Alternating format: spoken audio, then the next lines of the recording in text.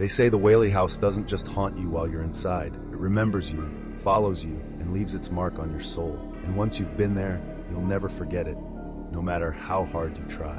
Nestled in San Diego's Old Town, the Whaley house is beautiful by day, a picture-perfect historic home with its brick walls and vintage charm. But as night falls, that beauty twists into something darker. They call it America's most haunted house for a reason. Every single room in the house carries its own ghost story, its own tragedy, and the deeper you dig, the stranger and scarier it gets.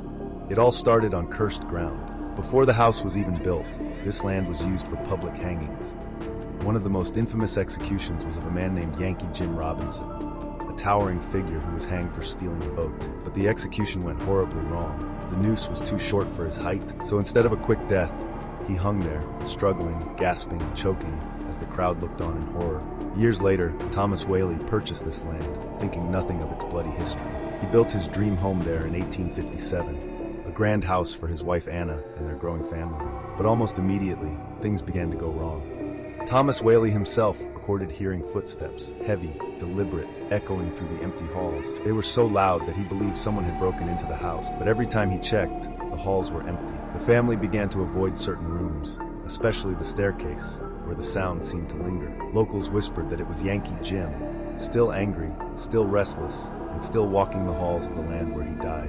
Visitors today report hearing the same footsteps. Some even say they've seen a shadow, a tall, dark figure that seems to hover at the top of the staircase, as though waiting for them to leave. The Whaley family suffered tragedy after tragedy, but none were as haunting as Violet Whaley's story. At just 22 years old, Violet married a man who turned out to be a fraud. Abandoned and humiliated, she returned home, sinking deeper into despair. One morning, she locked herself in her room, took a gun, and ended her life. Her death left an imprint on the house. To this day, people report hearing soft sobbing coming from her room, even when no one is inside.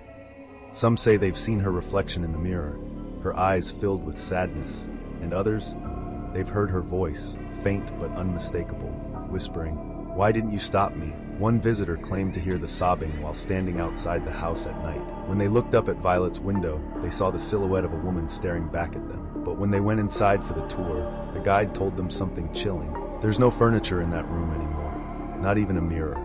But it's not just footsteps or voices that haunt the Whaley house. There's something darker. Visitors have reported shadows that don't move with the light, shapes that stand in doorways or glide silently across the room. One couple who visited the parlor late at night claimed to see a rocking chair move on its own. They laughed it off until they noticed that the chair wasn't just rocking. It was moving as if someone had just stood up from it. Another group said they saw a figure in period clothing sitting silently in the courtroom. They thought it was a reenactor, part of the tour, until the figure disappeared before their eyes. Here's the part that most people don't talk about, the part that makes the Whaley house truly terrifying. It doesn't just haunt you while you're inside. For some, the haunting follows them home. One visitor, a skeptic, laughed off the ghost stories and even taunted the spirits during their tour.